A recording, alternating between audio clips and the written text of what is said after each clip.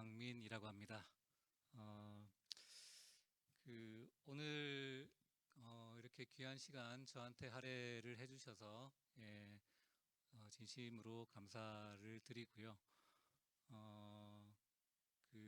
오늘 제가 여러분과 나누고 싶은 얘기는 제가 이제 슬라이드에 이렇게 이름을 붙여봤습니다. 정책학과 SNA What's New. SNA 확장 그리고 Net-5와 AI.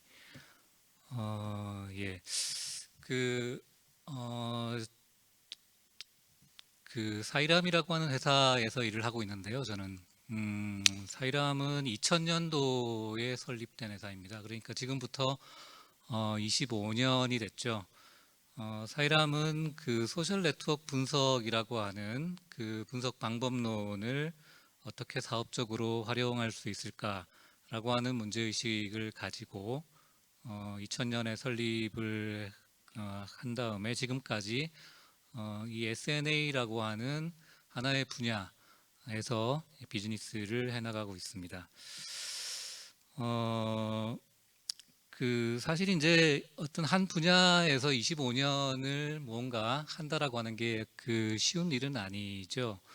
그러니까 어찌 보면 이제 그만큼 저희가 하려고 했던 이 SNA라고 하는 분야가 그 정도의 시간을 충분하게 쓰고 그만큼의 노력을 그만큼의 노력을 투자를 해야 뭔가를 이렇게 얻을 수 있고 이룰 수 있다. 뭐 그렇게 이제 힘들고 어려운 분야가 아닌가.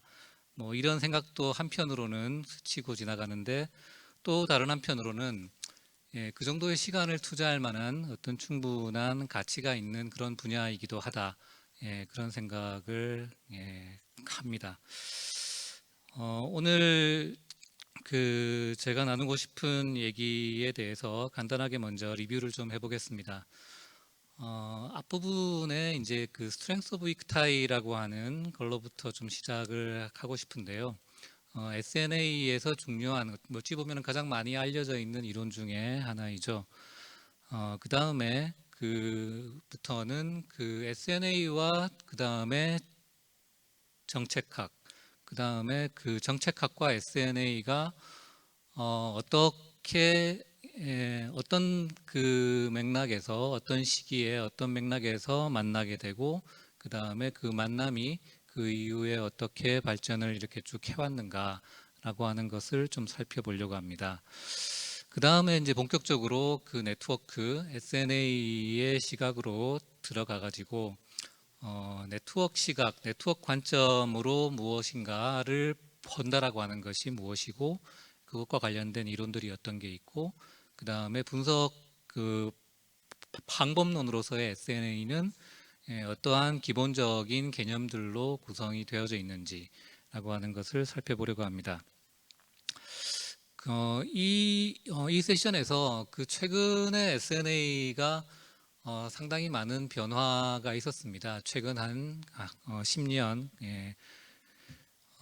그래서 이제 그동안에 우리가 알고 있던 어떤 기본적인 SNA로부터 조금 더 개념적으로 확장된 SNA라고 하는 것은 지금 어떤 방향으로 흘러가고 있는지 그런 부분들을 좀 살펴보려고 하고요.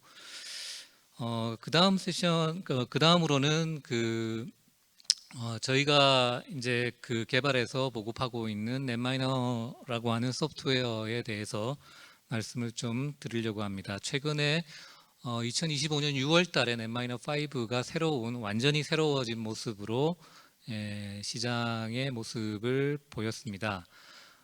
그래서 넷마이너5는 어떤 특성을 가지고 있고 그 다음에 요즘 핫한 AI라고 하는 기술과는 또 어떻게 연계가 이루어지고 있는지 그런 부분들을 좀 살펴보려고 합니다. 그 다음에 이제 끝으로 최종적으로 이제 결론 부분인데요. 제가 이제 이 SNA의 확장이라고 하는 주제에서 말씀을 드리려고 하는 어떤 핵심적인 키워드라고도 볼 수 있는데요. 데이터 분석에서 이 맥락, 컨텍스트라고 하는 것을 어떻게 고려할 수 있는가? 그것이 어떤 그 은유적이나 비유적인 측면이 아니라 실질적으로 분석 방법론적인 측면에서 수학적인 모델의 측면에서 어떻게 이 컨텍스트나 맥락이라고 하는 것이 고려되어질 수 있는가라고 하는 것, 그리고 그 맥락을 고려한다고 하는 것이 왜 중요한가, 이런 말씀을 끝으로 제 이야기를 마칠까 합니다. 저는 사실 이제 그 학술적인 연구를 업으로 하고 사는 사람은 아닙니다. 기업에 있으면서 25년 동안 소프트웨어를 만들어서 보급하는 일을 이렇게 해왔죠. 그래서 어쩔 수 없이 이제 저희가 하는 일의 특성상 이 그 SNA라고 하는 이 학문적인 분야에 대해서 스터디하고 공부를 필수적으로 할 수밖에 없지만, 그것을 업으로 하는 것은 아니기 때문에 이 SNA에 대한 어프로치 자체가 여기 계신 그 어떤 그 학생분들이나 교수님들하고는 좀 많이 이렇게 그 차이가 있을 수도 있을 것 같습니다. 제가 이 일을 하면서 가지고 있었던 화두는 두 가지의 화두를 가지고 있었던 것 같습니다. 첫 번째는 이 SNA라고 하는 분석 방법론 내지는 이제 이론적인 측면도 있는데요. 이 SNA가 그 실세계에 어떠한 실질적인 그리고 구체적인 가치를 줄 수 있는가라고 하는 그런 화두가 하나 있었고요. 두 번째는 그 SNA라고 하는 분석 방법이 상당히 좋고 이 여러 가지 이제 쓸모가 있는 그런 물건인 것 같은데, 어떻게 하면은 많은 사람들이 이것을 이용할 수 있도록 할 것인가, 어떻게 하면은 SNA의 진입 장벽을 낮출 수 있을 것인가, 이런 그 두 가지 그 근본적인 화두를 갖고 25년 동안 일을 해왔던 것 같습니다. 그래서 이제 그것에 어떻게 보면은 이제 아웃풋 결정판이 넷마이너라고 하는 그런 이제 소프트웨어일 수도 있을 것 같은데요. 그러면 이제부터 제 얘기를 본격적으로 시작을 해보도록 하겠습니다. 자, 스트렝스 오브 빅타이 이론의 검증이라고 하는 주제로 먼저 얘기를 시작을 해보죠. 얼마 안 됐죠. 2022년입니다. 굉장히 깜짝 놀랄 만한 연구 결과가 하나 그 사이언스지에 발표가 됐는데요. 그 논문의 명칭이 스트렝스 오브 빅타이의 인과적 검증이라고 하는 것입니다. 스트렝스 오브 빅타이라고 하는 그 이론은 SNA에 어떻게 보면 가장 영향력 있는 이론 중에 하나인데요. 사람들이 직장을 구하고 이직을 하고 이렇게 하지 않습니까? 그런데 이제 그 과정에서 여러 이제 내가 주변에 알고 있는 사람들로부터 어떤 새로운 인포메이션을 얻죠. 어느 회사에 지금 어떤 일자리가 비어 있다, 뭐 이런 것들을 이제 알게 되는데, 그런 그 아주 귀중한 내가 이제 이직을 하거나 직장을 얻는 일자리를 얻는 데 필요한 가장 중요한 인포메이션을 누구로부터 얻게 되는가라고 하는 건데요. 이제 그것이 나하고 친밀하고 가장 끈끈하게 지내는 아주 강한 관계, 스트롱 타이로부터 얻는 것이 아니라 위크 타이, 가끔씩 만나고 연락하는 그런 위크 타이에 있는 그런 사람들로부터 그런 그 중요한 인포메이션을 얻게 되는 경우들이 많다라고 하는 거죠. 그래서 친밀도는 낮지만 가끔씩 교류하는 그런 약한 연결이 새롭고 다양한 정보를 제공하기 때문에 친밀하고 자주 교류하는 그런 강한 관계보다 새로운 직업 기회를 얻는 데는 상당히 유리하다, 이런 식의 이론이죠. 근데 이제 이 이론에 대해서는 여러 가지 이제 뭐 그 약간의 반론들도 있었습니다. 오히려 강한 연결이 더 구직에 도움이 되는 것처럼 보이는 어떤 약한 연결의 역설 같은 것들에 대해서 얘기한 분들도 있었고요. 자, 그래서 이 연구를 한 이 연구팀은 제가 여기 MIT라고만 얘기를 했는데, 사실상 연구팀에 소속되어져 있는 분들은 그 링크드인이라고 하는 그 우리한테 많이 알려져 있는 SNS 서비스죠. 링크드인에 근무하는 사람들, 그리고 하버드 그리고 MIT, 스탠포드 이렇게 이제 연구진이 아주 뭐 우리가 잘 아는 그런 학교들의 연구진들로 구성이 되어져 있습니다. 자, 연구 설계를 한번 보겠습니다. 그 세계 최대의 프로페셔널한 소셜 네트워크 서비스라고 알려져 있죠. 링크드인에서 굉장히 큰 규모의 무작위 컨트롤을 적용을 해서 실험을 진행을 하고 그 실험 결과에 대해서 데이터 분석을 했습니다. 실험 설계는 링크드인에 알 수도 있는 사람, 아마 이제 링크드인을 쓰시는 분들은 아실 거예요. 다 이 기능이 어떤 기능인지. People you may know라고 하는 그 일종의 이제 내가 관계를 맺을 수 있는 잠재적으로 관계 형성이 가능한 사람들을 추천해주는 기능이죠. 그런 추천 알고리즘을 약간 바꿔가지고 사용자들에게 무작위로 그 어떤 실험 그룹을 할당을 이렇게 한 다음에 어떤 그룹에는 위크 타일을 많이 추천하고 어떤 그룹에는 스트롱 타일을 많이 추천하도록 이렇게 한 겁니다. 규모가 엄청납니다. 일단은 실험 기간이 5년이었고요. 그 다음에 약 2천만 명 정도의 링크드인 이용자가 이 실험에 참여를 했습니다. 그래서 이 실험 기간 동안에 5년 동안에 20억 개의 새로운 링크드인의 어떤 이제 그 사회적 관계가 생기고 60만 개의 새로운 일자리로 어떤 그 이직이라든지 새로운 일자리를 구하게 되는 그런 링크가 생기게 됐습니다. 연결 강도를 어떻게 측정했느냐라고 하는 걸 보면 이제 두 가지 강도로 그러니까 사람들 사이의 관계 강도를 측정을 했는데요. 하나는 이제 메시지를 교환하는 메시지 교환수라고 하는 상호작용의 빈도를 가지고 측정한 연결 강도가 있고, 두 번째는 두 사람이 공유하는 그 사이에서 이제 공유하는 친구들의 숫자가 몇 명이냐라고 하는 걸로 이제 관계 강도를 측정을 했죠. 그래서 분석 기법은 알고리즘에 의해서 무작위 할당을 그 인스트루멘탈한 변수로 사용해 가지고 다른 교란 요인을 배제하고 연결 강도가 직업 이동성에 미치는 순수한 인과 효과를 측정을 했습니다. 자, 연구 결과를 한번 살펴볼까요? 연구 결과는 일단은 약한 연결의 역설이라고 하는 것은 크게 의미가 없는 것으로 나타났고, 약한 연결이 실제로 직업 이동성을 높인다는 것을 이 실험의 결과로서 확실하게 확인을 할 수 있었습니다. 그리고 세 가지 주요한 새로운 이 이론을 보완할 수 있는 새로운 발견이 있었는데요. 자, 약한 연결의 효과는 비선형적이다, inverted U-shape이다 라고 하는 겁니다. 그래서 연결 강도와 일자리의 전달 사이에는 거꾸로 된 U자형 관계가 존재한다. 즉 약한 연결은 구직에 도움이 되지만 어느 지점을 넘어서면 그 효과가 감소한다. 특히 상호작용 친구수로 측정했을 때는 그 알맞게 적당히 약한 연결이 직업 이동성을 많이 증가시켰고, 너무 강한 연결은 오히려 효과가 적게 나타났다 이거죠. 두 번째 파인딩은 연결 강도의 측정 방식에 따라서 효과가 상당히 다르게 나타났다라고 하는 겁니다. 상호 친구수, 이제 구조적인 측면에서 측정한 두 사람 사이에 두 사람이 공통으로 알고 있는 상호 친구수를 기준으로는 그 알맞게 적당히 약한 연결이 가장 효과적이었고, 상호작용 빈도를 기준으로 해서 관계 강도를 측정을 했을 때는 가장 약한 연결이 일자리를 전달하는데 가장 크게 효과가 있었다라고 하는 거죠.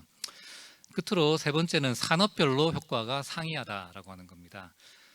우리가 잘 알고 있는 IT 기업이라든지 AI 기업이라든지 원격 근무를 뭐 많이 하는 이런 이제 하이테크 산업에서는 오히려 이런 그 위크타이의 효과가 강하게 나타났고, 하이테크가 아니라 이제 전통적인 산업, 소프트웨어 의존도가 낮고 이런 이제 그 로우테크 산업에서는 스트롱 타이의 효과가 좀 더 크게 나타났다.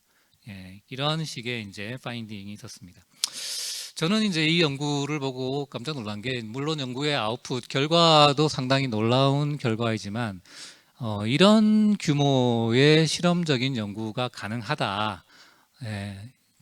학교가 주축이 돼서 기업을 움직이고 기업의 알고리즘을 변화시켜서 5년이라고 하는 긴 시간 동안 2천만 명이라고 하는 이용자가 인발부되는 그런 실험이 가능하다. 이 사실에 대해서 저는 굉장히 깜짝 놀랐었습니다. 자, 아마 이제 그 여기 계시는 그 분들도 어떤 이제 연구를 하시는 입장에서, 특히 이제 행정학 정책이나 어떤 그 정책학 연구를 하시는 분들 입장에서 이런 이제 이 실험적인 연구, 어떻게 이제 그 새롭게 만들어진 정책의 효과를 어떻게 입증할 거냐, 어떤 정책을 입안할 것이냐, 이런 것을 이제 고민할 때 이런 다양한 실험적인 연구에 대한 필요성을 강하게 느끼시고 있으실 것 같은데요. 사실은 이제 이런 실험을 한다라고 하는 게 참 쉽지가 않죠. 그리고 이제 굉장히 현실의 실제 시스템 속으로 들어가서 이런 실험을 할 수 있다라고 하는 것 자체가 어찌 보면 이제 그 이 어떤 학문적인 성과의 아웃풋을 그 판가름하는 데 있어서 상당히 크게 영향을 미치는 그런 요인이 아닐까 싶습니다. 자, 이제 본론으로 들어가 보겠습니다. S&A와 정책학이 어떤 과정을 거쳐서 만나게 되는가? 비단 이제 정책학뿐만이 아니죠. 이제 여러 학문 분야가 다 관련되어져 있는 얘기인 것 같습니다. 제목을 관계적 전환, 계산적 전환, 네트워크 뭐 이렇게 뽑아봤는데요. 일단은 이제 좀 형이상학적인 얘기부터 좀 시작을 해보겠습니다. 실체와 관계에 대한 논쟁, 뭐 실체주의와 관계주의 논쟁이라고도 이제 얘기하는데요. 그 이제 뭐 아시겠지만 S&A는 어떻게 보면 이제 이 그 관계주의, 릴레이셔널리즘의 그 어떤 그 연장선상에 있는 그런 이론이다 이렇게 볼 수 있겠죠. 17세기 말에 이제 아이작 뉴턴, 우리가 잘 아는 뉴턴과 그 다음에 그 시대에 같은 시대에 또 유명한 수학자인 라이프니츠가 있죠, 그죠? 뉴턴과 라이프니츠 사이에 이제 시공간 논쟁이라고 하는 것은 굉장히 잘 알려져 있는 유명한 논쟁이죠. 그래서 뉴턴은 실체주의를 지지하는 입장이었고 라이프니츠는 어떤 이제 릴레이셔널리즘, 관계주의를 지지하는 입장이었습니다. 라이프니츠의 주장은 공간과 시간은 사물들 간의 관계, 즉 거리로서만 디파인 될 수 있다. 이런 식의 이제 주장을 했고, 뉴턴은 공간과 시간은 물체와 무관하게 인디펜던트하게 이미 있다, 이미 있는 존재이다, 존재 있는 실체가 있다라고 하는 거죠. 자, 이런 식의 이제 논쟁이 쭉 이어져 오면서 20세기 후반, 21세기를 거치면서 관계주의와 실체주의라고 하는 논쟁이라고 하는 것이 이제 구도가 확립이 했다라고 하는 그런 얘기고요. 양자역학, 그 물리학에서의 양자역학도 사실 이제 좀 이제 이 실체주의와 관계주의의 중간 정도 되는 지점에 있습니다. 그래서 관계주의의 입장을 지지하는 그런 이론들도 일부 이렇게 포함되어져 있는 것으로 알려져 있죠. 자, 그러면 이제 이런 이제 그 관계주의의 흐름에서 살펴볼 때 릴레이셔널 턴, 관계적 전환이라고 하는 어떤 이제 우리가 주목할 만한 현상이 있었습니다. 20세기 후반에 사회과학과 인문학 전반에 걸쳐서 나타난 어떤 그 지적인 지형을 변화시키는 어떤 큰 어떤 그 흐름이었다 이렇게 볼 수 있는데요. 사회 현상을 분석하고 이해하는 방식에 있어서 방법론적인 수정을 넘어서 세계가 무엇으로 구성되어져 있는가에 대한 근본적인 즉 이제 이 그 존재론적인 차원에서의 패러다임의 전환을 시도한 그런 흐름이었다 이렇게 볼 수도 있습니다. 즉 이제 사회적 실체를 그 사회적 실제죠. 사회적 실제를 분석할 때 미리 주어진 고정불변의 실체나 본질이 아니라 역동적으로 전개되는 과정과 관계를 기본적인 분석의 단위이자 출발점으로 삼으려는 지적인 경향이다 이렇게 볼 수 있습니다.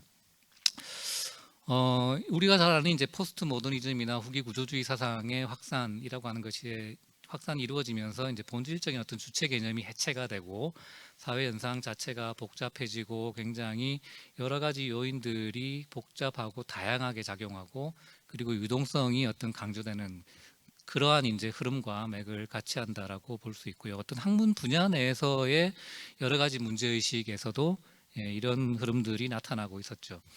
그래서 그 어찌 보면은 굉장히 우연적으로 보일 수도 있는데 다양한 학문 분야에서 이런 흐름이 한꺼번에 나타났다라고 하는 측면에서는 하나의 이제 패러다임이 어떻게 이제 바뀌는 그런 흐름이다라고 볼 수도 있습니다. 이 흐름과 관련해서 이제 중요한 문헌이 사회학에서 그 1997년도에 나오는 Manifesto for Relational Sociology, 관계사회학 그 선언문이라고 하는 논문이 발표가 그 에밀 바이어라고 하는 교수에 의해서 학자에 의해서 발표됐는데요. 이 이후에 여러 분야에서 사실 이제 사회학, 지리학, 정신분석학, 정책학, 정치학 이런 분야에서도 이런 관계적 전환과 관련된 여러 가지 논의와 문헌들의 발표가 있었습니다. 뭐 세세하게 살펴보지는 않을 거고요. 이 자료는 제가 오늘 발표가 끝나고 나면은 이제 모두 이제 그 오픈을 할 것이기 때문에 굳이 이렇게 필기를 하시거나 이럴 필요는 없으실 것 같습니다. 예.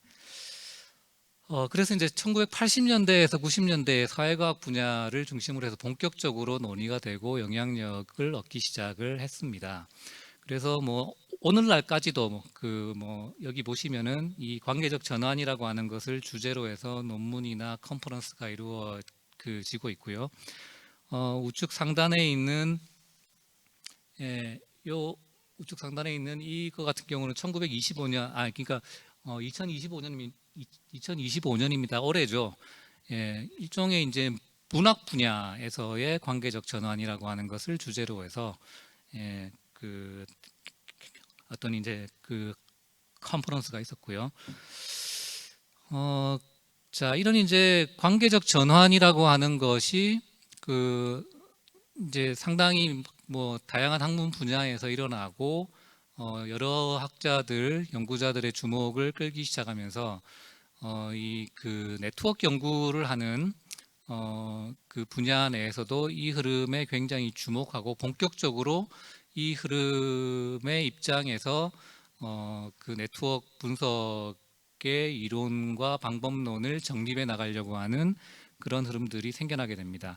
그 대표적인 학자가 하버드 사회학과의 해리슨 화이트 교수라고 하는 분인데요. 많이 알려져 있는 유명한 이제 책인데요. Identity and Control이라고 하는 책입니다. 사실 이제 이 책에서 관계와 구조와 네트워크에 대해서 굉장히 그 아주 깔끔하게 이제 개념을 디파인을 이렇게 했는데요. 관계라고 하는 것은 사회적 상호작용과 그것을 컨트롤하기 위한 노력이다. 여기서 이제 컨트롤한다라고 하는 것, 통제한다라고 하는 것은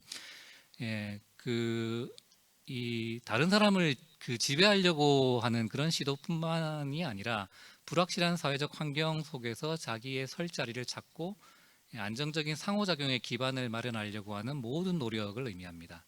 그래서 이제 관계는 고정된 실체가 아니라 통제를 위한 지속적인 노력 속에서 발생하는 역동적인 상호작용이다라고 하는 이런 이제 그 릴레이셔널리즘의 입장을 이렇게 유지를 하고 있습니다. 자, 그럼 구조라고 하는 건 뭐냐? 얽혀 있는 실선들을 모두 합쳐놓은 그런 그 실천들의 그 총체다라고 하는 거죠. 개인들의 관계 맺기 노력, 즉 통제 노력이 반복되고 축적되면서 형성된 일정한 패턴과 규칙성이다라고 하는 거죠. 자, 그래서 이제 그 구조 속에서 역할과 위치와 규칙이라고 하는 것이 오거나이즈가 되어질 수 있다라고 하는 거고요. 네트워크라고 하는 것은 그런 관계와 구조가 구체화되는 공간으로서 의미를 갖게 됩니다. 자, 그래서 관계와 구조가 구체적으로 나타나는 공간, 그러니까 해리슨 화이트는 이를 이제 네트워크 영역, 그 넷돔이라고 하는 그런 개념으로서 설명을 이렇게 해나갑니다. 그래서 그 네트워크 속에서 행위자들은 이 네트워크 속에서 아이덴티티가 나타나고, 그러니까 아이덴티티가 발현이 되어지는 어떤 무대, 공간으로서 의미를 갖게 되고, 그리고 그 네트워크는 그냥 구조적인 아주 딱딱한 그런 네트워크가 아니라 의미의 네트워크이다. 그 사람들이 단순하게 그 연결되어져 있는 그런 망이 아니라 의미가 교환되고 해석되는 그런 의미의 네트워크로서 해석을 이렇게 할 수가 있다라고 하는 거죠. 자, 그래서 어찌 보면 이제 그 SNA는 1930년대부터 그 소시오메트리라고 하는 기법을 시작으로 해서 꾸준하게 이렇게 발전이 조금씩 되어져 오고 있었는데, 이런 이제 그 릴레이셔널 관계적 전환이라고 하는 흐름과 맞물리면서 어떤 이제 이론이 굉장히 풍성해지고 그 다음에 학문적으로 더 굉장히 구조화된 이론으로서 한 단계 더 업그레이드되는 그런 계기가 됐다라고 볼 수 있을 것 같습니다. 자, 그래서 이제 관계에서 네트워크로라고 하는 걸 보면은 보통 이제 우리가 그 관계 내지 관계주의를 표현할 때는 R 괄호 열고 A, B 이렇게 표현을 합니다. R은 relation을 의미하고요.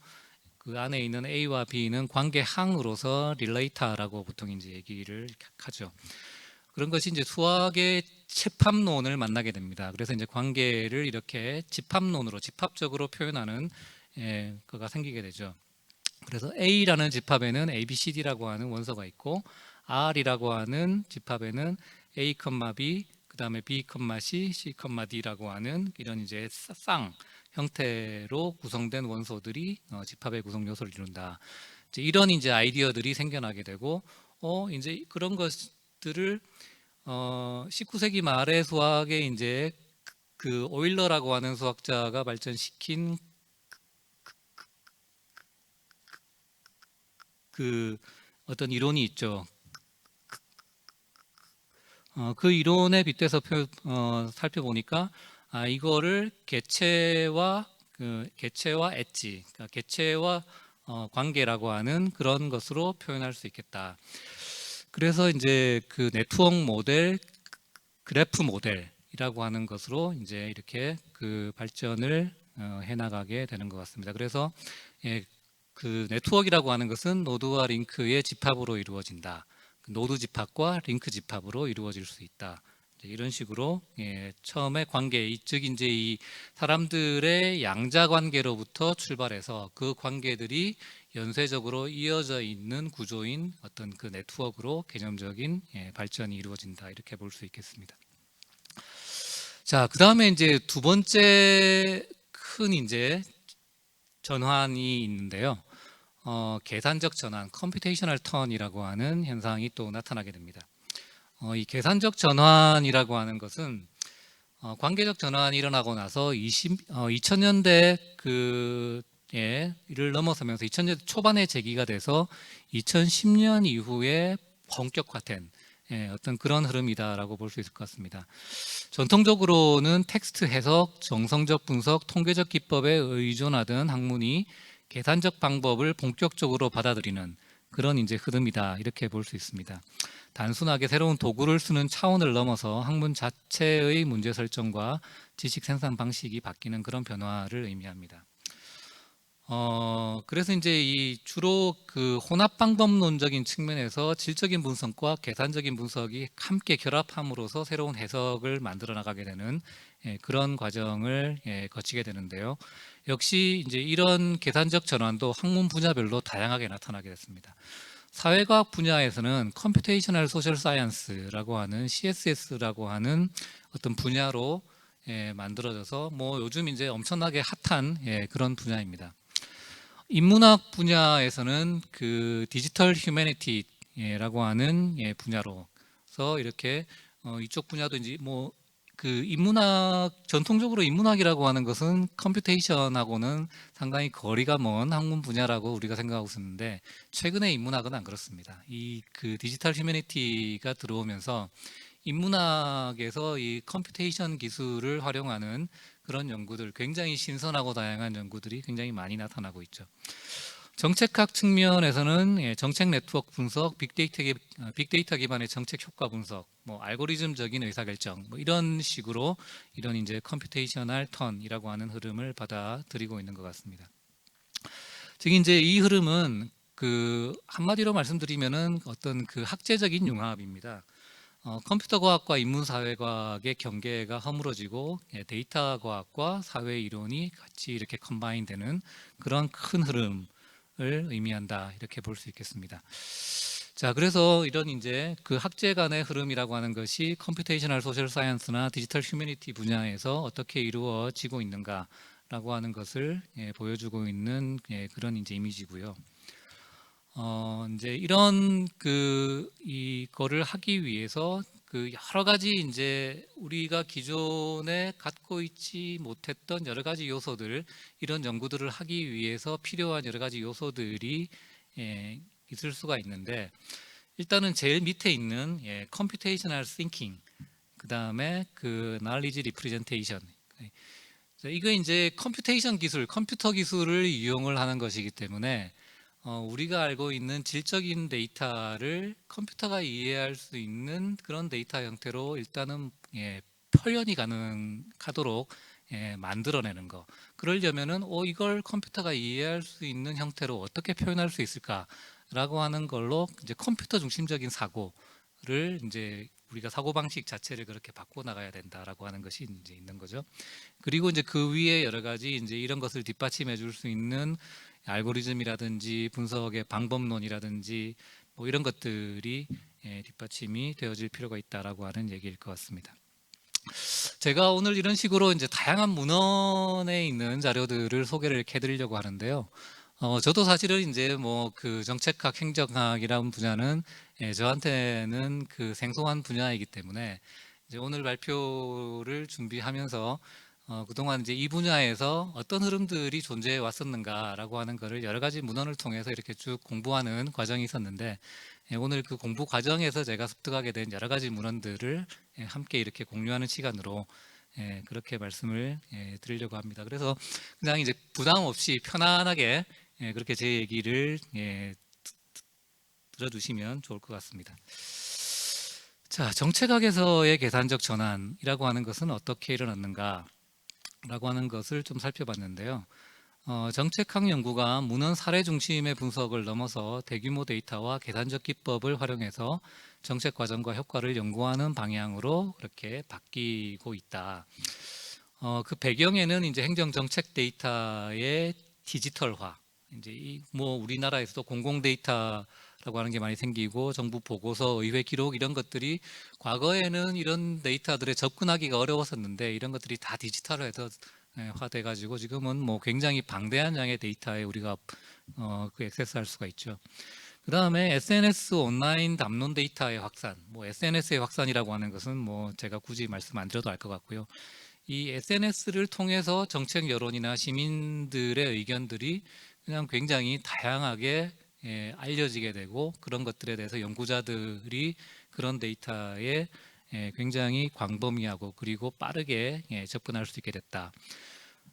그 다음에 이제 분석 방법론적인 측면에서는 네트워크 분석이라든지 기계학습이라든지 이런 이제 굉장히 고급스러운 계산 방법론들이 도입이 되게 됐다. 그래서 정책학 분야에서는 이제 그 정책 네트워크 분석, 정책 효과 추정, 여론 담론 분석, 정책 확산 연구 이런 측면에서 계산적인 그런 그 접근들이 이루어지고 있는 것 같습니다.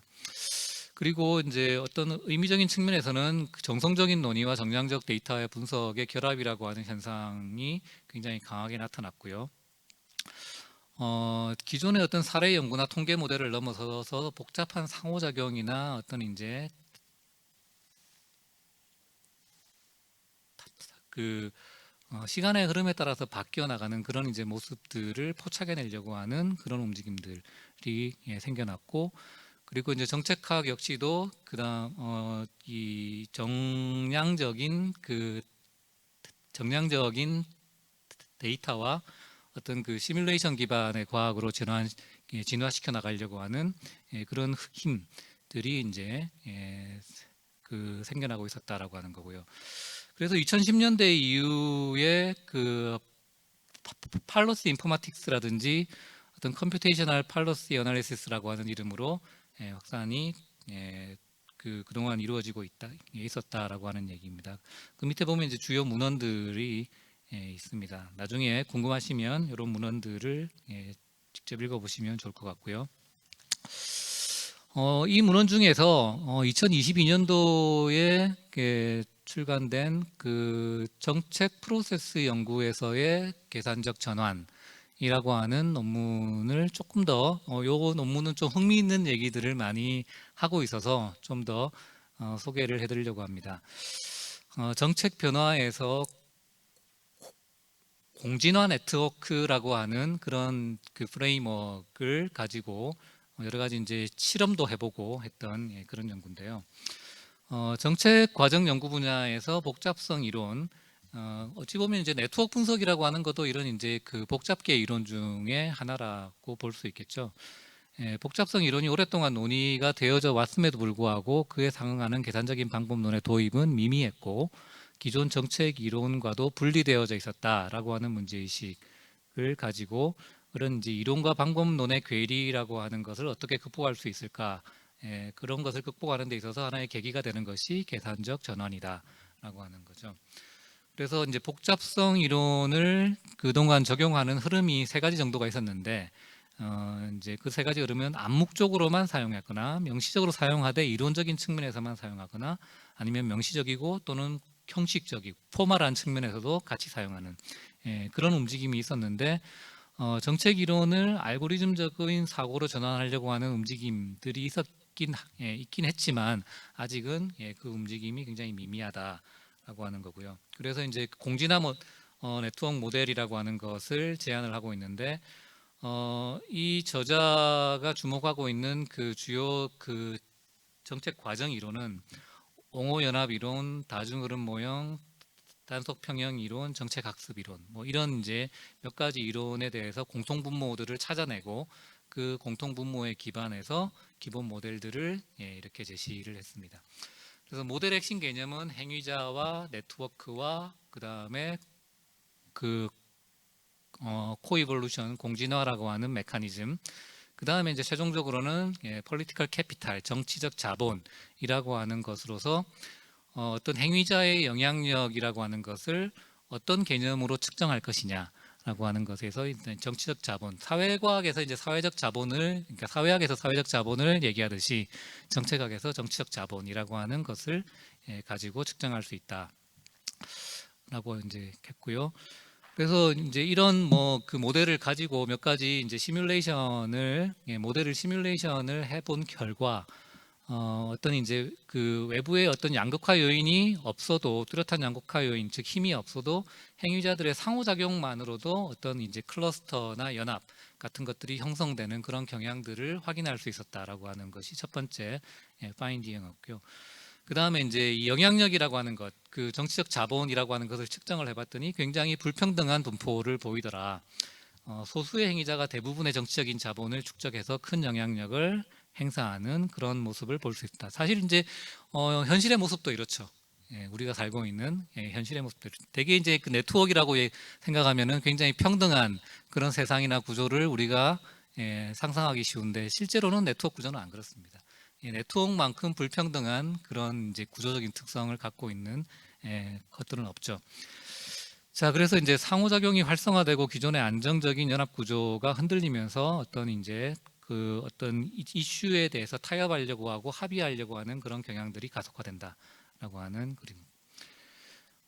그리고 이제 어떤 그 외부적인 충격, 그런 이제 그런 이벤트들이 도입이 됐을 때 사용자들의 활동이라든지 상호작용이 활성화되는 그런 것들을 확인할 수 있었다라고 하는 거고요. 즉 이제 이런 측면에서 이제 이런 시뮬레이션 모형들을 만들어서 거기에 계산적인 기법을 도입을 해봤을 때 어떤 이제 계산적 전환이라고 하는 것이 어떤 기여를 할 수 있느냐라고 하는 거 보면은 미시적인 행위자 수준에서의 미시적인 동학이 어떻게 정책 예산 변화 같은 거시적인 패턴으로 이어지는가라고 하는 것을 굉장히 익스피리언셜하게 경험적으로 설명할 수 있는 그런 이제 모델이 만들어질 수 있다라고 하는 거고요. 정책 변화를 유발할 수 있는 어떤 지렛대가 뭐냐? 항상 이제 어떤 새로운 정책이 도입이 되고 그 정책이 실행되는 과정에서 문제가 생기면 그것에 변화를 주기 위한 어떤 이제 그 레버리지를 찾게 되는데 그 레버리지가 뭐냐라고 하는 것을 이런 이제 시뮬레이션 기법을 통해서 이제 우리가 구체적인 것들을 파악해낼 수 있다라고 하는 거죠. 자, 이런 이제 연구들이 최근에 이루어지고 있다라고 하는 것을 소개를 드렸습니다.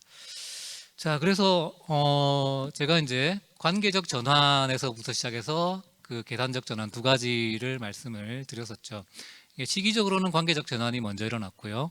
이제 2010년 이후로 계산적 전환이라고 하는 것이 본격화되어졌는데 이 두 가지가 어찌 보면 이제 뭐 그 시점에서 딱 일어나고 끊어지는 게 아니라 계속 이어져 오고 있는 그런 상황이다라고 볼 수 있습니다. 즉 이제 두 가지를 같이 합쳐서 보면 관계 데이터의 계산적인 분석이라고 하는 것으로 우리가 하나의 명제로서 그 개념화를 할 수 있을 것 같고, 이제 이 그 관계적 전환과 계산적 전환이 같이 중첩되는 이 시점에 SNA에 대한 관심이 폭발적으로 증가하게 되는 이런 현상이 나타났다, 이렇게 볼 수 있을 것 같습니다. 이제 그 시점이 대략 한 2010년쯤인 것 같습니다. 우리나라에서는 2010년 제가 이제 개인적인 그 어떤 이제 제가 비즈니스를 해온 경험으로 말씀을 드리면은 2000년에 이제 저희가 2000년에 설립이 돼서 2001년부터 넷마이너를 국내외 시장에 이렇게 공급을 해오기 시작했거든요. 2009년까지는 해외 매출이 국내 매출보다 큰 비중이었습니다. 근데 그게 이제 이 역전된 시점이 2010년입니다. 2010년부터 국내 매출이 차지하는 비중이 해외 매출보다 더 큰 비중을 차지하게 됐었는데, 아마 이제 그 시기랑도 이렇게 뭐 굉장히 우연적이지만 관련이 있지 않나. 즉 이제 국내에서는 2010년에 빅데이터 흐름이 본격적, 이제 빅데이터라고 하는 화두가 본격적으로 제기가 되고 학문을 하시는 분들 입장에서도 그런 흐름을 받아들이면서 어떤 SNA나 할 수 있는 소프트웨어에 대한 관심이 본격적으로 늘어나게 됐다, 이렇게 볼 수 있을 것 같습니다. 정책학 측면에서 이 두 가지의 흐름은 관계적인 전환이 정책이라고 하는 것은 행위자의 속성이 아니라 상호작용 관계 속에서 형성되는 것이다라고 하는 그런 이제 관계적인 전환 측면에서는 그런 의미를 줄 수 있을 것 같고요. 계산적인 전환 측면에서는 관계를 계산 가능하게 모델링해서 정책 시뮬레이션이나 예측이나 어떤 시나리오 분석에 활용할 수 있다. 즉 이제 그 정책 네트워크 분석이라고 하는, 즉 이제 SNA니까 SNA가 가장 많이 활용되는 키워드는 어찌 보면은 이제 그 정책 네트워크겠죠. 정책 네트워크에 대해서는 좀 이따가 한번 더 좀 구체적으로 살펴보도록 하겠습니다. 자, 그래서 이제 그런 현상으로서 나타나고 있다, 이렇게 볼 수 있겠습니다. 자, 그래서 이제부터 좀 더 본격적으로 정책학과 SNA가 어떻게 만나게 되는가라고 하는 그 부분에 대해서 좀 더 나가서 살펴보도록 하겠습니다. 1997년에 네트워크를 진지하게 받아들이라 오툴이라고 하는 학자가 이런 논문을 썼죠. 그래서 이제 네트워크를 단순한 은유가 아닌 실질적 분석의 대상으로 다루어야 된다라고 하는 그런 주장을 했고, 그래서 이제 그 실제로 이제 어떤 실용적이고 영구적인 아젠다를 얘기를 했습니다. 그 실무적인 과제로는 행정조직과 기관 간의 협력 네트워크를 효과적으로 설계, 관리, 평가하는 방법을 개발할 필요가 있다라고 하는 얘기고, 연구적인 측면에서는 네트워크의 구조와 상호작용 패턴이 성과와 정책 결정 과정에 미치는 영향을 실증적으로 분석하는 그런 방법론이 필요하다. 자, 이런 이제 두 가지 측면에서 이제 아젠다가 필요하다, 아젠다를 얘기를 했죠. 그분이, 똑같은 분이 2015년 한 20년이 지난 이후에 이제 네트워크 앤 네트워킹이라고 하는 논문을 또 한 번 이제 발표를 했습니다. 그래서 역시 이제 여기서는 아젠다를 좀 더 세분화해서 얘기를 했어요.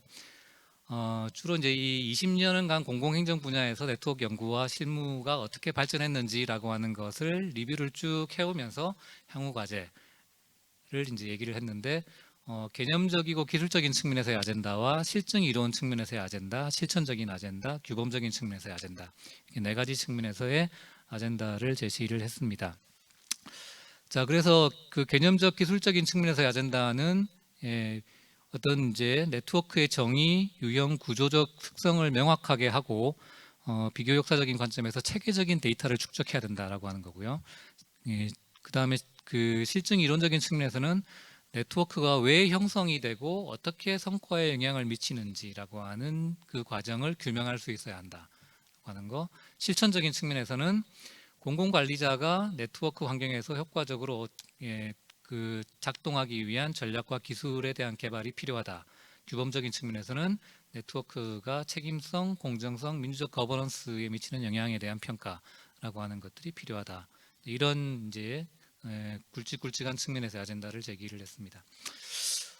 네트워크라고 하는 것이 이제 성과를 높일 수도 있지만은 부정적인 효과와 위험도 항상 같이 존재하고 있고, 향후 연구에서는 다양한 맥락과 수준에서 네트워크의 성과와 동학을 설명할 수 있는 보다 정교한 이론과 방법론 개발이 필요하다라고 하는 주장을 했습니다.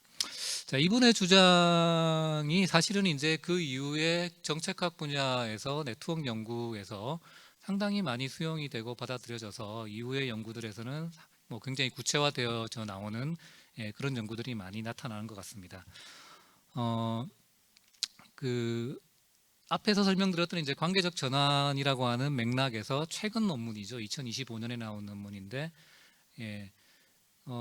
이 정책학 연구에서 관계적 전환이라고 하는, 즉 이제 관계와 관계성이라고 하는 것을 분석의 중심에 두는 새로운 학문적인 흐름이 흐름이 이렇게 부상하고 있다라고 이제 주목을 하면서 이 세 가지 측면에서 과거의 정책 연구에서 이 관계의 중요성은 암묵적으로는 인정이 되어졌는데, 최근 연구에서는 이를 보다 체계적으로 이론화하고 분석하려고 하는 시도가 나타나고 있다. 네트워크 거버넌스의 측면, 관계적 계약이라고 하는 측면, 관계적 국가라고 하는 측면, 이런 측면에서 나타나고 있다는 거고요.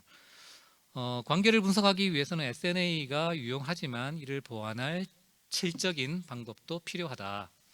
그래서 관계의 유무를 넘어서 그 관계가 실제 무엇으로 구성되어져 있는지를 심층적으로 이해하기 위해서 서사 분석 같은 이런 이제 질적인 접근법, 그런 것들이 함께 필요하다라고 하는 얘기를 했습니다. 이제 이런 연구 경향들이 실제로 이제 그 연구 동향들 분석, 이 분야에서의 연구 동향을 분석을 해봤을 때는 실제로 이제 이런 경향들이 나타나는 것을 확인할 수 있었는데요. 작년에 Chinese Public Administration Review에 실린 어떤 이제 팔러시 네트워크, 정책 네트워크 분석과 관련된 연구 동향 분석 논문을 살펴보면, 이 논문은 이제 스코프스 DB에서 393개의 논문을 수집해 가지고 분석을 했는데요. 그 수집 키워드가 팔러시 네트워크였습니다. 주요 연구 주제는 환경 기후 변화, 천연 자원 관리, 관광 경영, 도시 거버넌스, 경제 문제, 그리고 이제 기타 이렇게 되어져 있고요. 정책 네트워크 개념은 1985년에 처음으로 나타난 걸로 파악이 됐고, 2021년에 24편으로 가장 많은 논문이 발표가 됐다라고 하는 거고요. 결과적으로 여기 이제 쭉 보시면은 시간이 흐름에 따라서 이제 이 정책 네트워크를 주제로 한 논문의 숫자가 계속해서 우상향으로 증가하고 있는 것을 볼 수 있죠. 가장 많은 논문을 게재한 학술지는 퍼블릭 어드미니스트레이션이 29편이었고요. 가장 많은 논문을 발표한 저자도 조사를 했고, 가장 많은 연구 기여를 한 기관은 이제 런던 정치경제대학교였습니다. 그래서 이제 전체 15%를 차지하고 있었고요. 주로 이제 영국, 미국의 이제 선진국들의 학자들에 의해서 주도되고 있었다라고 하는 얘기였습니다. 이제 조금 더 이제 이 연구 동향을 조금 더 정책학 측면에서 깊이 있게 분석한 연구 사례가 있어서 그것도 좀 같이 살펴보겠습니다. 2023년도 논문이고요. 아예 논문의 제목이 SNA와 퍼블릭 팔러시입니다. 여기서 이제 새로운 게 뭐냐? 제가 이제 오늘 발표 제목에서 새로운 게 뭐가 있냐? 그 정책학과 SNA가 만나는데 새로운 게 뭐가 있냐라고 하는 그 제목을 붙이는데 일종의 이제 그 메타포가 됐던 그 논문인데요. 이 SNA가 공공정책 연구에서 어떻게 활용되고 있는지를 좀 더 이제 깊이 있고 체계적으로 검토를 한 논문입니다. 웹 오브 사이언스 DB에서 45편의 논문을 수집을 해서 분석을 이렇게 하는데요. 정량적인 분석과 정성적인 분석을 함께 했습니다. 자, 여기서 이제 논문에서 SNA는 복잡하고 상호작용적인 정책 관계를 분석하는 데 적합하고 공공정책 연구에서 활용이 증가하고 있는데, 특히 의제 설정, 정책 네트워크, 옹호연합, 정책 학습 확산, 정책 집행, 즉 이제 5대 주제가 핵심 분야이다. 즉 이제 이 5대 주제를 중심으로 해서 논문들이 많이 발표가 됐다라고 하는 거고요. 연구 방법론적인 측면에서는 대부분 질적, 양적 방법을 결합한 혼합 연구 방식을 많이 사용을 했다. 여기 이제 우측에 보시면 사례 연구 플러스 네트워크 시각화, 사례 연구 플러스 ERGM, 가설 검정 플러스 네트워크 시각화 이런 식의 이제 혼합 연구 방법들을 많이 사용을 했다라고 하는 거죠. 이론적인 측면에서는 SNA가 행위자 간 관계 구조와 네트워크 속성을 분석함으로써 기존 정책 이론을 보완하고 확장하는 데 기여를 했다라고 하는 거고요. 제한점으로서는 이제 행위자 중심 연구에 치중이 돼 가지고 홀 네트워크 시스템 레벨에서의 연구는 상당히 부족한 편이다. 이런 이제 얘기가 있었습니다. 계속 이 연구에서 내용을 좀 더 살펴보면은 SNA를 활용한 연구가 정책이 형성되고 결정되는 과정, 즉 정책 과정의 앞단에 좀 이렇게 그 편중돼 있다라고 하는 거죠. 즉 의제 설정이라든지 정책 네트워크라든지 옹호 연합 이런 쪽에 편중되어져 있고 정책 그 집행 평가 이르는 이런 이제 후반부로 그 어떤 그 정책 과정의 후단 그런 쪽에 대한 연구는 그렇게 많이 이루어지지 않았다. 즉 이제 이 부분이 앞으로 연구자들이 관심을 갖고 해볼 수 있는 어떤 연구 공백에 해당된다. 이런 이제 주장이었습니다. 그래서 이제 그 중요한 행위자 주로 이제 앞에서도 이제 말씀을 드렸었는데 이제 어떤 행위자 레벨에서의 분석을 하는데 SNA를 이용하는 그런 연구들이 상당히 많이 있었고 이제 어떤 시스템의 작동 원리를 이해하는 홀 네트워크 측면에서의 연구는 부족한 편이었다라고 하는 것입니다. 이제 그런 이제 이런 측면에서 가령 이제 앞으로 SNA를 연구 방법론으로 사용하시고자 한다면 지금까지 어떤 분야에서 연구들이 주로 많이 이루어졌는데 연구 공백이 어디 있기 때문에 어떤 그 연구 공백을 내가 찾아서 들어가면은 내 연구가 영향력 있는 연구로서 영향을 미칠 수 있다. 이제 이런 걸 살펴볼 수 있겠죠. 자, 그래서 이제 뭐 이런 SNA가 다각적인 측면에서 이제 이론적인 기여를 했다라고 하는 거고요. 국내에서도 그 좀 오래되긴 했지만 2007년도 논문이긴 하지만 그 고길곤 교수님께서 정책 네트워크 연구의 유용성과 사회 연결망 이론 활용 방법의 고찰이라고 하는 논문을 쓰셨죠. 2007년에 쓰신 논문이긴 한데 그 말씀하시는 그 논지라든지 그런 것들이 앞에서 해외에서 최근에 나온 논문들과 상당히 비슷합니다. 그래서 보면은 개념이 모호하고 분석이 단순한 묘사에 그치는 한계가 있다.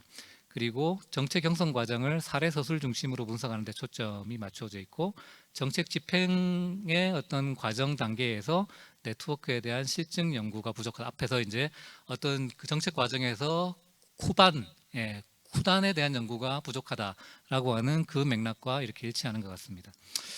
자, 그래서 어떤 이제 관계의 유무뿐만 아니라 교환되는 자원의 내용, 상호작용의 규칙과 강도, 공식적, 비공식적 관계 등 다양한 관계 측면을 구체적으로 정의하고 측정하는 것이 필요하다라고 하는 말씀을 하셨죠. 자, 뭐 이제 지금 그 저한테 주어진 시간이 앞으로 이제 얼마 안 남았기 때문에 조금 이제 스피디하게 진행을 하겠습니다. 정책 분야별로 SNA 활용 사례들을 제가 이렇게 좀 쭉 스터디를 해보면서 이런 분야에 이런 연구가 있었구나 라고 하는 것을 쭉 이렇게 훑어본 게 있는데요. 이거는 이제 제가 밑부분에다가 참고 문헌들을 다 제시를 해두었기 때문에 관심 있으시면 나중에 읽어보시면 좋을 것 같습니다. 정책 집행 분야에서는 프로그램 전달 설계 전달 유지 개선을 위해서 그런 각각의 스테이지별로 SNA를 어떻게 활용할 것인가 라고 하는 거에 대한 논문이 있었고요. 환경 정책 분야에서는 일종의 이제 주로 행위자를 네트워크를 구성하는 노드로 구성하는 이런 연구들이 많이 있었는데 행위자가 아닌 정책 수단을 노드로 해서 네트워크를 구성하고 그걸 이제 분석한 연구들이 있었고요. 보건 및 법률 정책 분야에서는 뭐 그 요즘 국내에서도 이런 연구 많이 하시죠. 어떤 이제 법률들 간의 인용 네트워크를 구성해 가지고 분석하는 그런 연구들이 있었습니다. 그 다음에 그 재난관리 분야에서는 재난 대응 기관별로 네트워크를 나누어 가지고 시계열적인 분석을 한다든지, 과학기술 혁신 정책과 관련해서는 조직과 가업이라고 하는 투모드 네트워크를 구성해 가지고 분석을 한다든지 이런 식의 것들이 있었고요. 한 가지 이제 제가 흥미롭게 본 그 논문은 2012년도에 그 국내 논문인데, 뭐 제가 이제 그 안보 외교 정책 분야라고 했는데, 한반도 문제에 대해서 중국 외교정책 전문가들의 커뮤니티를 네트워크로 그러니까 커뮤니티 네트워크를 조사를 해서 분석을 한 논문입니다.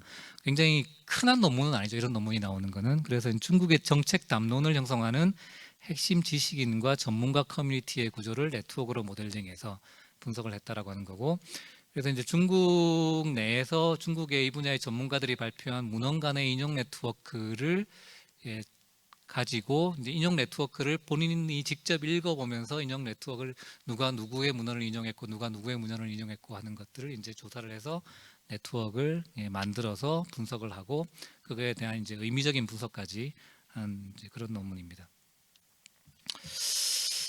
이번에는 이제 거꾸로 SNA의 측면에서 정책학의 어떤 그 연구 문제들을 좀 살펴보도록 하겠습니다. 이제 SNA가 나중에 이제 말씀드리겠지만은 그러니까 어떻게 하면은 우리가 분석하려고 하는 데이터가 현실을 어떻게 하면 더 잘 반영할 수 있도록 할 것인가 라고 하는 그런 고민들이 SNA 방법론 내에서는 끊임없이 이루어지고 있습니다. 그런 고민의 결과들로서 다양한 네트워크 데이터의 모델들이 있거든요. 그래서 이제 그런 네트워크 데이터의 모델들, 내지는 분석 기법들, 그런 측면에서 그런 모델들과 그런 이제 데이터의 유형들과 정책학에서의 연구 문제가 어떻게 매핑될 수 있느냐, 이제 그런 측면에서 이제 제가 한번 살펴보고 자료를 만들어 본 것입니다. 일단 가장 흔한 하나의 네트워크, 그리고 이제 완모드라고 하는 것은 네트워크를 구성하는 노드들의 성질이 똑같은 하나의 노드 집합으로 구성된 하나의 네트워크죠. 가장 이제 많은 연구자들이 이용하고 있는 그런 유형입니다. 그래서 이제 이런 기존에 이제 많은 연구들이 이런 그 하나의 네트워크 데이터를 가지고 이루어지고 있었죠. 그래서 정책 영역 내에 핵심 행위자는 누구인가, 자원의 흐름을 통제하는 행위자는 누구인가, 정책 시스템이 얼마나 잘 응집 내지는 파편화되어져 있는가, 뭐 정책 연합의 구조와 그 다음에 구조는 어떻게 형성이 되어져 있는가, 뭐 이런 것들이죠. 즉 이제 네트워크의 특성들을 기술적으로 내지는 이제 그 어떤 서술적으로 파악하려고 하는 그런 거라고 볼 수 있고요. 주로 중심성 분석이라든지 커뮤니티 분석이라든지 뭐 밀도, 뭐 상호성, 뭐 이런 것들의 이런 네트워크 분석의 지표들을 이용을 하고 있습니다. 그 뒤에 있는 마지막 컬럼에 있는 연구 사례에 대해서는 이제 밑에 제가 참고 문헌들을 다 제시를 이렇게 해놨기 때문에 별도로 설명을 드리지는 않겠습니다. 이원 모드, 이제 투 모드 네트워크라고도 얘기하는데, 이거는 이제 두 개의 노드 집합 간의 관계를 디파인하고 있는, 정의하고 있는 이제 그런 네트워크입니다.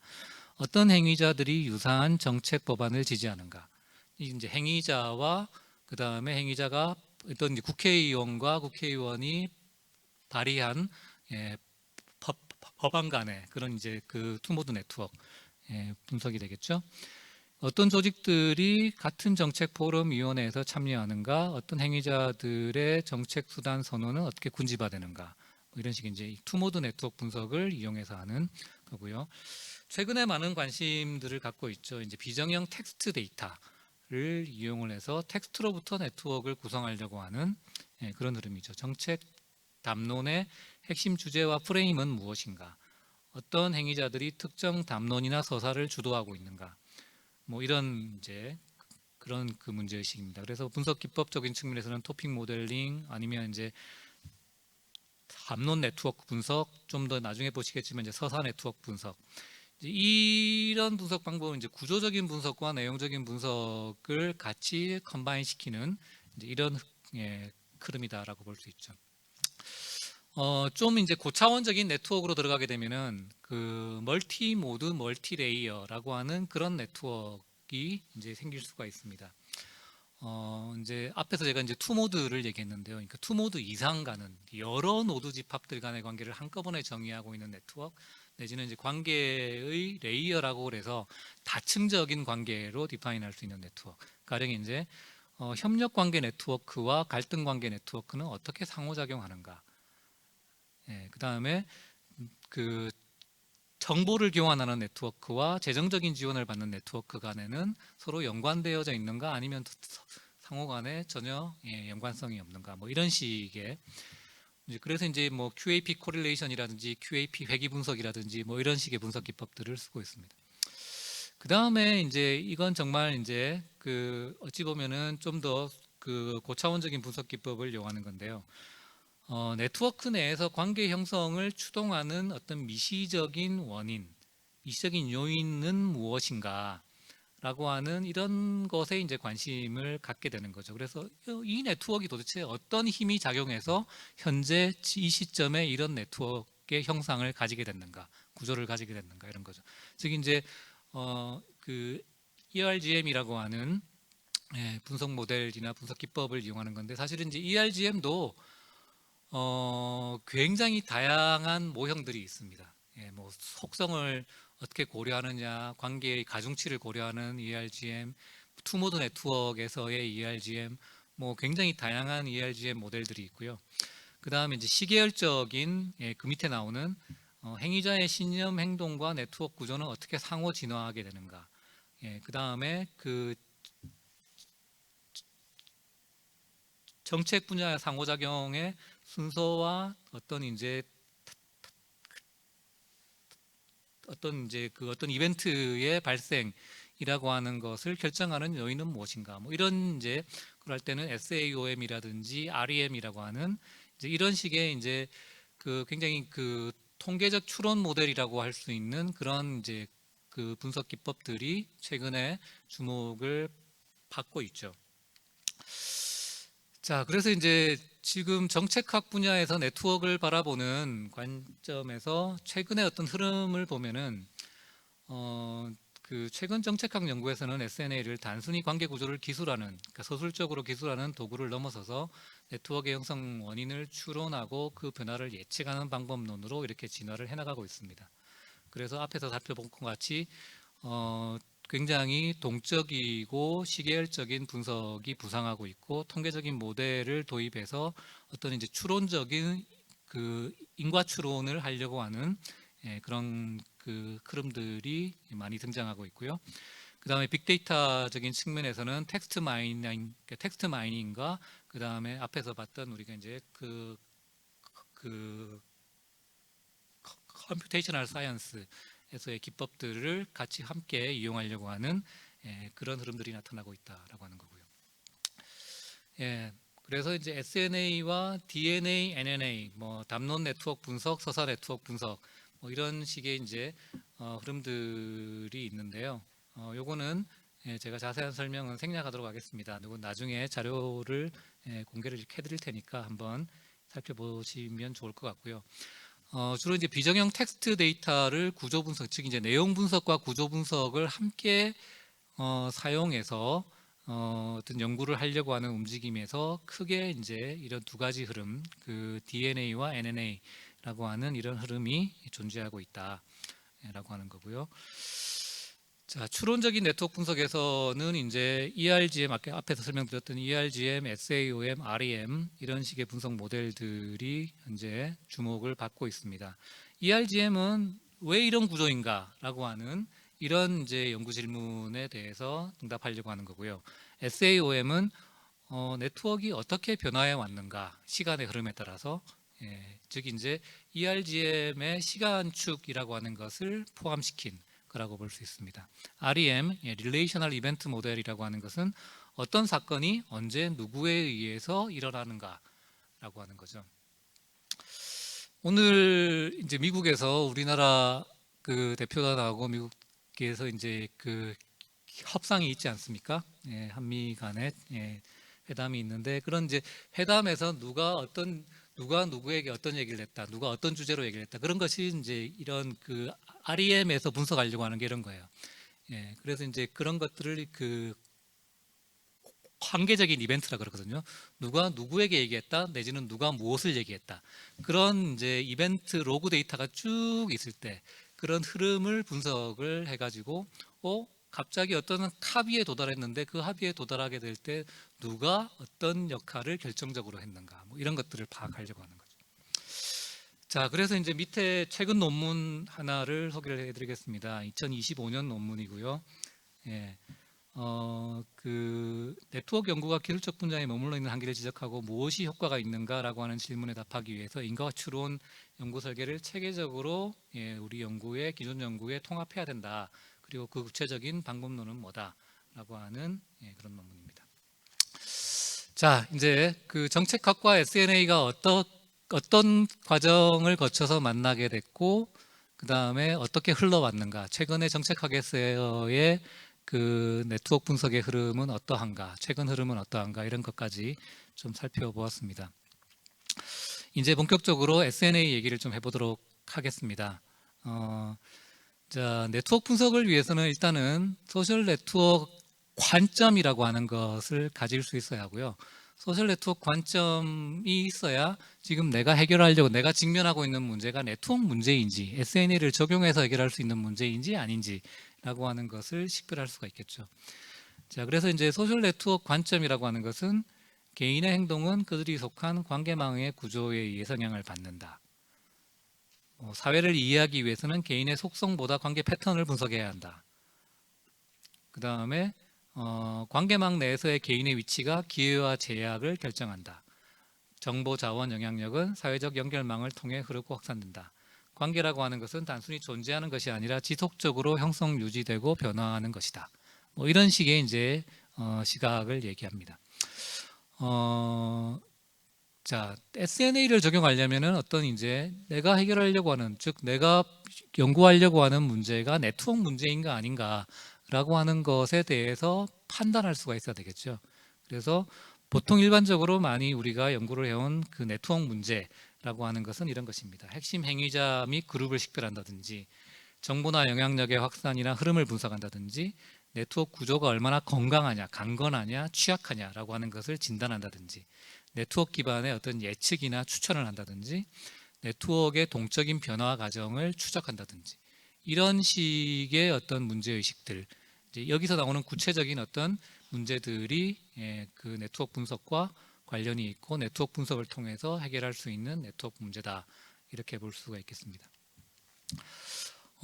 자, 그래서 이제 네트워크 이론으로 가보겠습니다. 우리가 이제 어떤 이제 SNA라고 하는 것을 단지 알고리즘ik한 분석 기법, 분석 방법론적인 측면에서만 접근하게 되면은 SNA의 한 2분의 1 정도를 그냥 생각하지 않고 잃어버리고 가는 거다, 이렇게 볼 수 있습니다. SNA는 그 다음 슬라이드에 나오지만은 두 가지 측면이 있습니다. 소셜 네트워크 이론과 소셜 네트워크 분석 지표라고 하는 두 가지 측면을 함께 갖고 있고요. 이론적인 이론적인 측면에서는 뭐 SNA 이론이 참 뭐 여러 가지 측면에서 많은 얘기들을 이렇게 할 수 있는데, 제가 제일 인상적으로 읽었던 책을 소개를 해드리겠습니다. 이 Understanding Social Networks라고 하는 그 책이고요. 이 책의 마지막 챕터에 보면은 SNA의 핵심 아이디어라 그래가지고 10가지 핵심 아이디어에 관련된 내용이 쭉 나옵니다. 그래서 이제 그 사회 연결망 이론은 은유적인 표현을 벗어나서 이제 구체적인 개념과 이론으로 이미 발전했다. 그리고 SNA는 단순한 방법론의 집합이 아니라 풍부한 이론적 기반을 갖춘 학문으로서 이제 완전히 정립이 됐다라고 이렇게 얘기를 하고 있습니다. 여기서 이제 그 10가지를 살펴보면은 소셜 네트워크의 기본 요소로서 상호작용과 관계성, 소시오그램, 그 다음에 호모필리라고 하는 동종선호, 유유상종이죠. 그 다음에 네트워크 구조의 미시적인 어떤 그 미시적인 동학이라는 측면에서는 삼자관계가 일단은 기본이다. 그 다음에 네트워크가 형성되고 사람들이 관계를 맺고 네트워크를 만들어 나가는 모티베이션이 뭐냐, 심리적인 욕구, 안전에 대한 욕구와 어떤 유능성에 대한 욕구, 이 두 가지 욕구에 근본적으로 기반하고 있다. 그 다음에 위치 권력 흐름이라고 하는 측면에서는 네트워크 내에서의 위치가 어떤 행위자의 영향력과 그 다음에 리소스 액세시빌리티를 결정한다 하는 거고요. 조직 내에서의 권위라고 하는 것도 공식적인 위계와 비공식적인 네트워크 간의 긴장 관계를 통해서 파악할 수 있어야 된다. 그리고 스몰 월드라고 하는 현상, 스몰 월드는 짧은 경로 길이와 높은 군집성을 특성으로 한다. 그 다음에 확산이라고 하는 이론, 네트워크 내에서의 확산, 네트워크 연결을 통해서 정보 혁신 질병들이 확산되는 것들. 그래서 결과적으로 연결의 궁극적인 보상이라고 하는 건 뭐냐? 소셜 캐피탈이다. 관계 속에 내재되어져 있는 접근 가능한 리소스들, 신뢰나 영향력 같은 그런 소셜 캐피탈을 통해서 내가 어떤 이제 이 관계 행위들을 하는 행동들에 대해서 보상을 받게 된다고 하는 거죠. 자, 이거를 이제 각각의 흩어져 있는 개념이 아니라 하나의 문장으로 쫙 만들어 보면은 요 위에 있는 문장입니다. 개인의 모티브, 개인의 동기가 특정 유형의 상호작용을 형성하도록 이끌고 이러한 상호작용이 동종선호에 의해서 패턴화되고 3자 관계 구조를 형성하고 시간이 지남에 따라서 이는 특정 구조, 즉 이제 스몰 월드 좁은 세상과 조직을 가진 네트워크를 만들어내고 이 구조 내에서 개인의 위치가 결정이 되며 이 특정한 위치는 그에게 정보, 영향력, 신뢰와 같은 특정 자원에 대한 접근성을 부여한다. 이 접근성이 바로 그의 사회적 자본이다. 이렇게 되는 거죠. 자, 이건 설명 드렸고요. SNA의 이제 기본적인 개념, 여기 계신 분들은 아마 이런 기본 개념에 대해서 알고 계신 분들도 있고, 처음 접하시는 분들도 있으실 것 같은데요. 일단은 네트워크 데이터라고 하는 것은 앞에 설명드렸듯이 노드 데이터와 링크 데이터로 구성이 되어져 있고, 원모드 네트워크와 투모드 네트워크 이렇게 표현을 할 수가 있고, 행렬과 엣지 리스트 형식으로 표현할 수 있다. 그 다음에 요즘은 비정형 텍스트 데이터도 이렇게 텍스트 내에 등장하는 단어와 단어구, 문장, 문단 이런 것들을 노드로 하고 그들 간의 연관관계를 링크로 모델링해서 텍스트 네트워크를 구성하고, 즉 이제 의미 네트워크죠. 의미 네트워크를 구성하고 분석하려고 하는 흐름들이 광범위하게 형성이 되어지고 있다.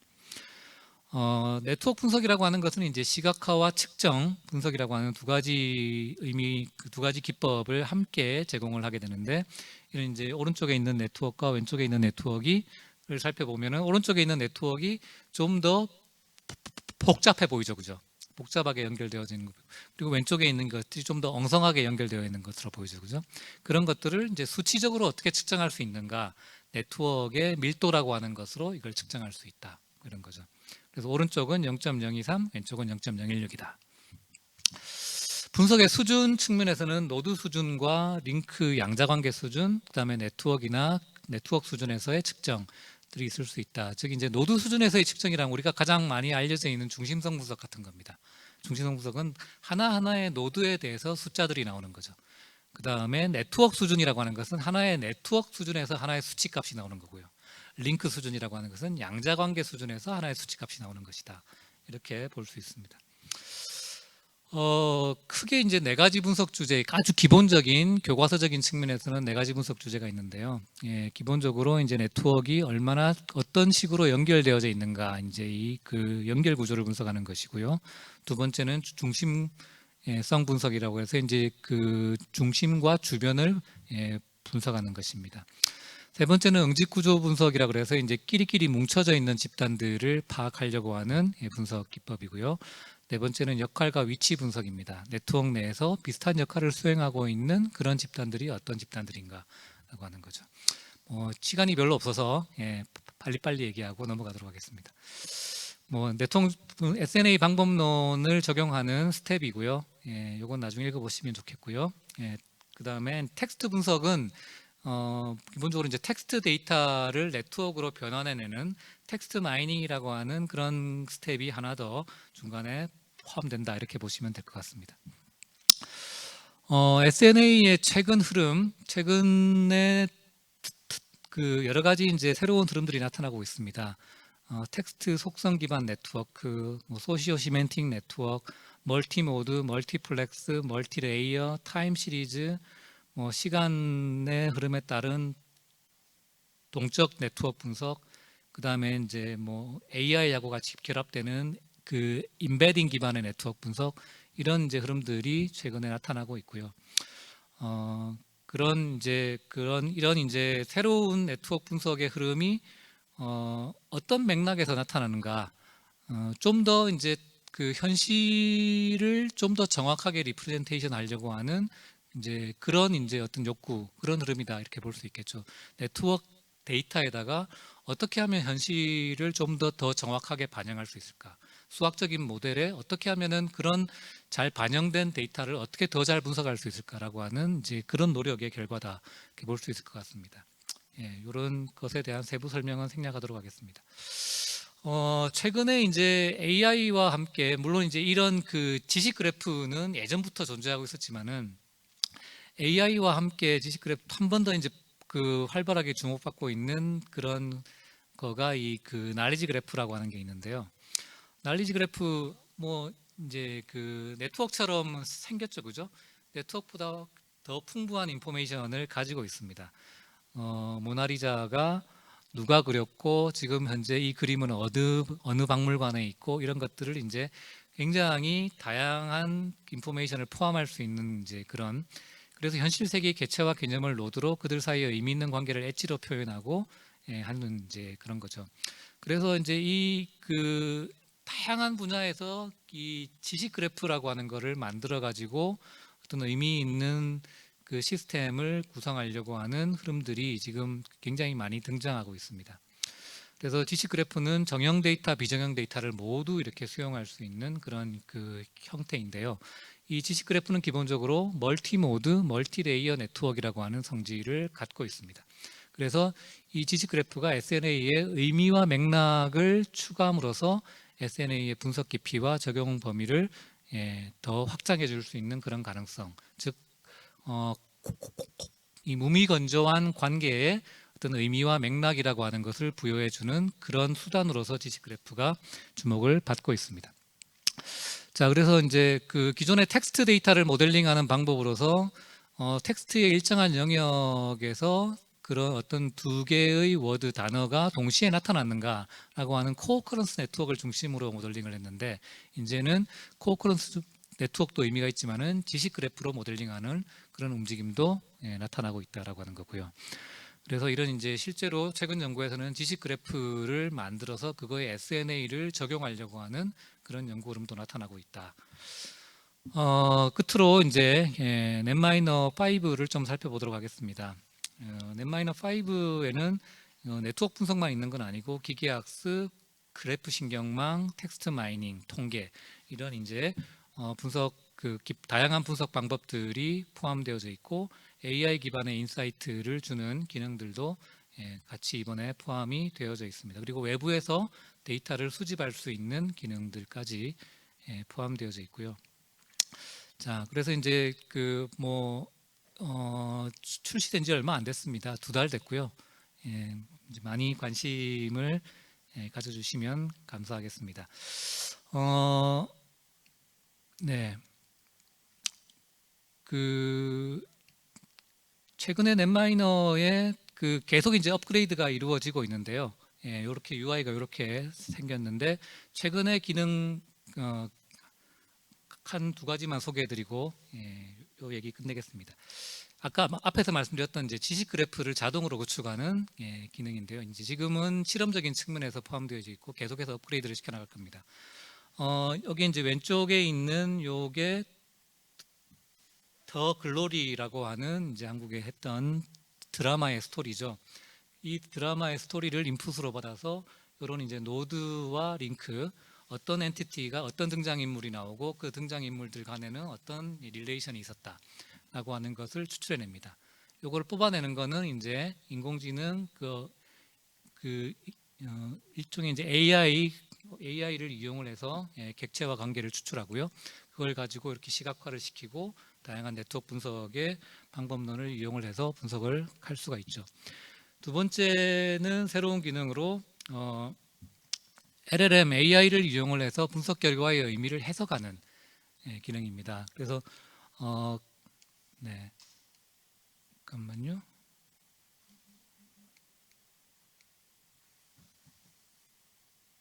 아이고.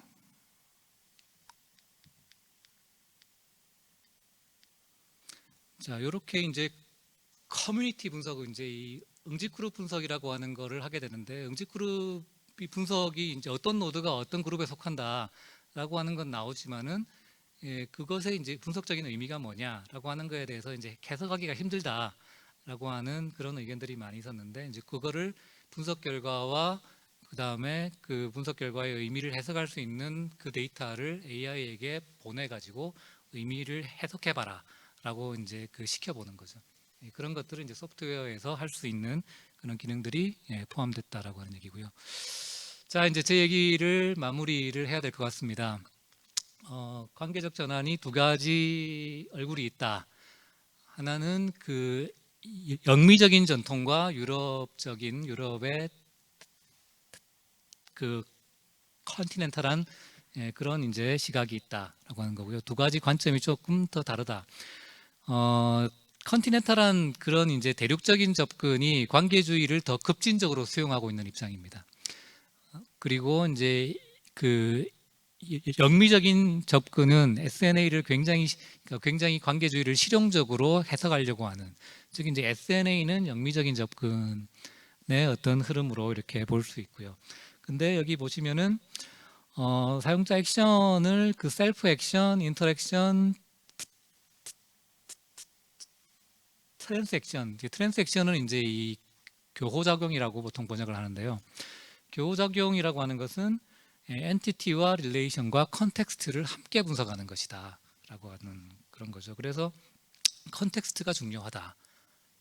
컨텍스트가 중요하다라고 하는 거고, 컨텍스트를 앞에서 제가 이제 말씀드렸던 다양한 네트워크 데이터의 모델들이 생겨나고 지식 그래프라고 하는 것들도 생겨나고 하는 것들은 어찌 보면은 이런 이제 컨텍스트를 이제 이 컨텍스트라고 하는 것이 연구자가 질적으로 해석하는 그런 측면에서 많이 생각을 했던 건데, 양적인 분석의 대상으로 컨텍스트를 더 적극적으로 수용을 해나가는 그런 흐름들이 지금 만들어지고 있고, 그것이 제가 주목하는 이런 이제 SNA의 확장이라고 하는 측면에서 가장 큰 그리고 가장 의미 있는 그런 이제 흐름이다 이렇게 볼 수 있을 것 같습니다. 그래서 이제 이런 그 기존의 전통적인 SNA와 이런 이제 확장된 SNA가 어떤 특성을 갖게 된다, 갖고 있다. 여기 이제 우측편에 있는 이런 논의들을 쭉 이제 살펴보시면은 앞에서 이제 지금 현재 SNA에서 나타나고 있는 다양한 새로운 흐름들을 수용하려고 하는 그런 것들과 아주 긴밀하게 관련이 되어져 있고, 그래서 이제 지식 그래프라고 하는 것은 이런 확장된 SNA에서 요구하는 맥락 정보를 포함한 네트워크 데이터를 구현한 그런 구현체로 볼 수 있을 것 같고, 그래서 이제 지식 그래프에 우리가 앞으로 굉장히 주목할 필요가 있을 것 같다라고 하는 겁니다. AI는 사실은 좀 이제 과감하게 얘기를 하게 되면은 관계주의를 컴퓨테이셔널하게 구현했다, 이렇게도 볼 수 있습니다. 자, 여기 논문이 2017년에 나온 Attention is all you need라고 하는 논문입니다. 구글에 있는 연구자가 그 어텐션 알고리즘이라고 하는 것을 제기하면서 오늘날 AI라고 하는 것, 즉 이제 거대 언어 모델이죠. LLM은 문장 내 단어들의 관계 맥락을 파악하는 셀프 어텐션 메커니즘에 전적으로 의존합니다. 가장 중요한 메커니즘입니다. 셀프 어텐션 메커니즘에 의존하는 트랜스포머 아키텍처를 기반으로 하고 있거든요. 그 아키텍처를 이제 얘기한 그 아티클이고요. 그래서 이제 이 아티클에서 나오는 이 컨텍스트라고 하는 것을 이제 LLM이 이제 구체적으로 지금 만들어낸다라고 하는 그런 얘기입니다. 그래서 결국 이제 AI라고 하는 것도 이 컨텍스트를 본격적으로 수용해 나가는 그런 이제 하나의 큰 흐름에 있고, 그래서 한마디로 말하면은 어떤 AI가 예측하는 단어의 의미는 미리 정해진 속성이 아니라 문장 안에서 다른 단어와의 관계의 가중치에 의해서 매 순간 결정된다 하는 의미입니다. 자, 그래서 이제 뭐 AI가 SNA를 대체할 것인가? 뭐 아직까지는 사람이 할 일이 아직까지는 많이 있을 걸로 생각을 할 수 있을 것 같습니다. 모든 이제 지금 뭐 생략하고 끝으로 이제 오늘 제가 말씀드렸던 얘기를 정리를 하고 마치겠습니다. 속성에서 관계적 전환이 있었죠, 그죠? 관계에서 네트워크로 그리고 SNA 여기에는 계산적 전환이 뒷받침이 돼서 SNA가 폭발적으로 관심을 갖게 됐습니다. 그리고 이제 AI까지 온 거죠. SNA의 확장이라는 측면에서는 텍스트 마이닝, 통계적 검증, 기계학습, 시뮬레이션이라고 하는 어떤 다른 분석적인 기술 기법들과의 수평적인 연계라고 하는 것이 있고요. 그 다음에 수직적인 측면에서는 정적인 분석에서 동적인 분석으로, 구조 중심의 분석에서 맥락을 통합한 분석으로, 기술적인 분석에서는 추론적인 분석으로 이렇게 이제 수직적인 어떤 심화되는 측면으로의 확장이 있는 것 같고, 이런 부분들을 다 수용하려고 하는 것이 앞으로 이제 넷마이너가 진화해 나가려고 하는 큰 어떤 이제 방향이다, 이렇게 볼 수 있겠습니다. 5분, 6분 정도 제가 초과한 것 같습니다. 그동안 경청해 주셔서 감사드립니다. 고맙습니다.